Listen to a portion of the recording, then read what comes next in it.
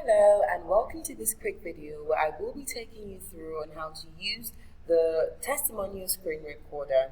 All you need to do is go to your videos once you're logged in to your Testimonio account. Once you click on that, it will take you to this page that we are. You click on add new video. Now once you do this, it will take you to this page. Okay, now that you're on this page, you see the option where you either do a screen recording or use your camera to make a video. All you need to do is click on the screen icon, and then it would take you to this where you click on record, and then it will count you down.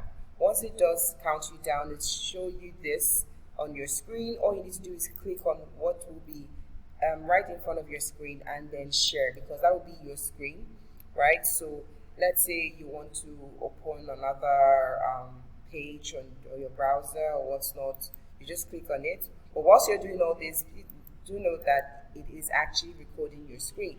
So, and then once you're done, you go back to the Testimonio app and click on stop record, and that is how you make a screen recording using the Testimonio app.